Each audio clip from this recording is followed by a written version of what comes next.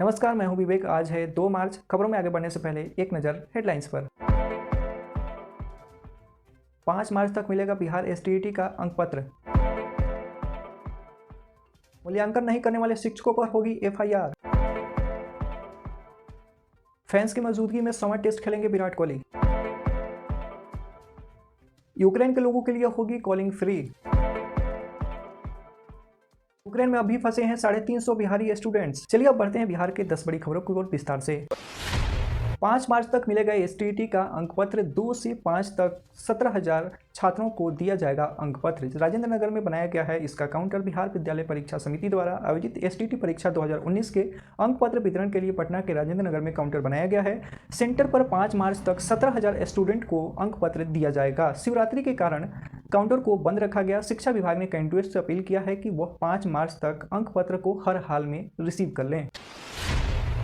CM Nitish Kumar के birthday पर 71 unit blood donate. युवा जेडीयू ने कहा कि केक काटने की जगह रक्तदान करें। 1 यूनिट खून से लगभग 3 लोगों की जान बच सकती है। मुख्यमंत्री नीतीश कुमार का आज 71वां जन्मदिन है।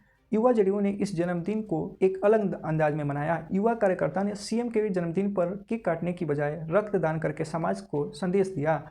इस कार्यक्रम का आयोजन जेडीयू के प्रदेश कार्यालय में किया गया। इससे युवा जेडीयू के कई कार्यकर्ता इन्होंने हिस्सा लिया और 71वें जन्मदिन पर 71 यूनिट रक्तदान भी किया। 30 दिनों में कुल 109 रुपये बढ़े कमर्शियल सिलेंडर के दाम। घरेलू गैस के दाम में कोई बढ़ोतरी नहीं हुई।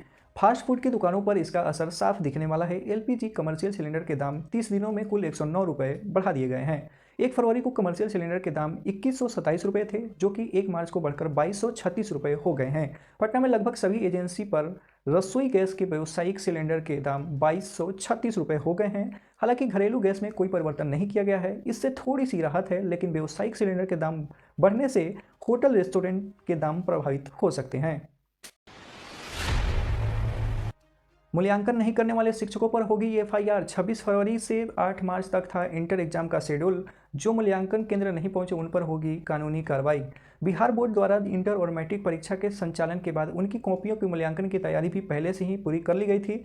इंटर परीक्षा की कॉपियों के मूल्यांकन के लिए 26 फरवरी से 8 मार्च तक शेड्यूल निर्धारित किया गया था, लेकिन 3 दिनों में कॉपी के मूल्यांकन की प्रक्रिया समाप्त होने के बाद समिति प्रशासन को जो रिपीट मिली है, जो संतोष पत्र नहीं है। बिहार विद्यालय परीक्षा समिति के परीक्षा नियंत्रक ने सभी जिला शिक्षा पदाधिकारी को पत्र भेज दिया है। निर्देश दिया गया है कि जिन शिक्षकों ने मूल्यांकन केंद्र पर योगदान नहीं किया है उनके खिलाफ कानूनी कार्रवाई की जाएगी।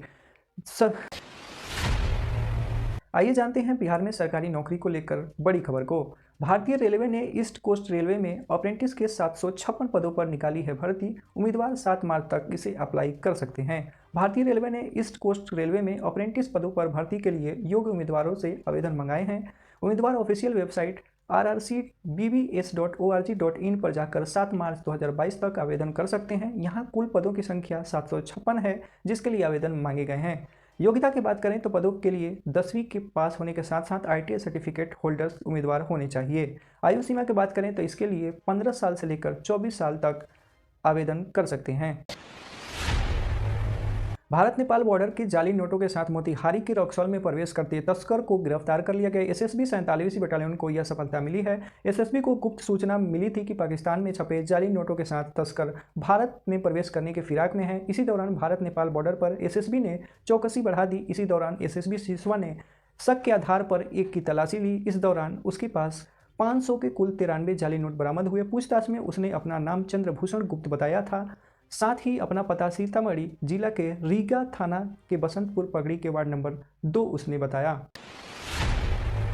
यूक्रेन में अभी फंसे हैं 350 बिहार के स्टूडेंट्स।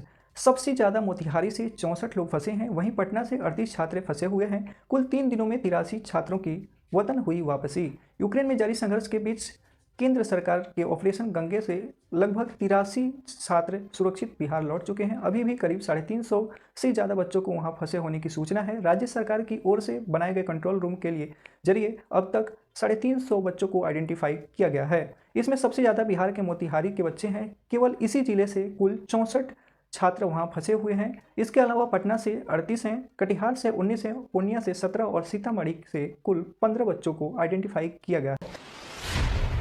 रूस यूक्रेन की लड़ाई का असर भारत पर भी दिखेगा। प्रतिबंध लेन देन को प्रोसेस नहीं करेगा एसबीआई। देश के आधार पर नियमों का पालन करेगा बैंक। यूक्रेन का आक्रमण के बाद रूस पर लगाए गए अंतर्राष्ट्रीय प्रतिबंधों के तहत भारत के सबसे बड़े बैंक एसबीआई रूस के संस्थानों से जुड़े किसी भी लेन देन को प्रोसेस नहीं करेगा। स्टेट बैंक ऑफ इंडिया यानी एसबीआई द्वारा कुल ग्राहकों को भेजे गए पत्र में यह जानकारी दिया गया है।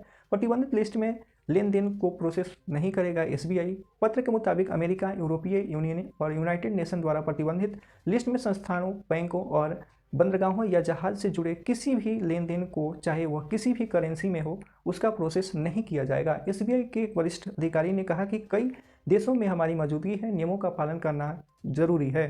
अधिकारी के मुताबिक हमें यूरोप, अमेरिका और यूनाइटेड के नियमों का पालन करने की आवश्यकता है, क्योंकि हम उन देशों में भी मौजूद हैं। अगर हम उनके नियमों का पालन नहीं करेंगे तो हमारे लिए ठीक नहीं होगा। यूक्रेन के बीच छिड़ी जंग की चारों ओर निंदा की गई है। एक एक करके अंतर्राष्ट्रीय देशों ने रूस पर प्रतिबंध लगा दिए हैं।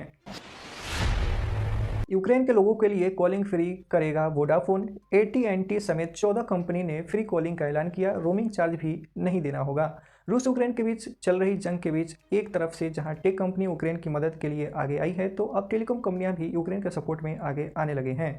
युद्ध के बीच डॉयचे टेलीकॉम कंपनी, AT&T और वोडाफोन समेत 1 दर्जन टेलीकॉम कंपनियों ने यूक्रेन से मुफ्त अंतर्राष्ट्रीय कॉलिंग की सुविधा देने का ऐलान किया है। इन कंपनियों ने रोमिंग शुल्क को भी खत्म कर दिया है। फैंस की मौजूदगी में 100वां टेस्ट खेलेंगे विराट कोहली। पंजाब क्रिकेट एसोसिएशन ने 50% दर्शकों को इजाज़त दिया है मैच को देखने के लिए। भारत और श्रीलंका के बीच 4 मार्च से मोहाली में होने वाले टेस्ट मैच को लेकर बड़ा फैसला लिया गया है। यह मैच पूर्व कप्तान विराट कोहली के करियर का 100वां टेस्ट भी है। इसे देखने के लिए पंजाब एसोसिएशन क्रिकेट ने टेस्ट में 50% दर्शकों को इजाज़त दिया है। पहले मुकाबला बिना दर्शकों का होता था। बोर्ड सचिव जय शाह ने इसकी जानकारी दिया है। बीसीसीआई सचिव जय शाह ने इस फैसले के बारे में बयान जारी करके उन्होंने कहा कि मैंने इस बारे में राज्य क्रिकेट एसोसिएशन के अधिकारियों से बात किया है। उन्होंने कन्फर्म किया कि इस मैच में दर्शकों की इजाज़त होगी। जय शाह ने कहा कि विराट के 100वें टेस्ट को लेकर काफ़ी वो उत्साहित हैं।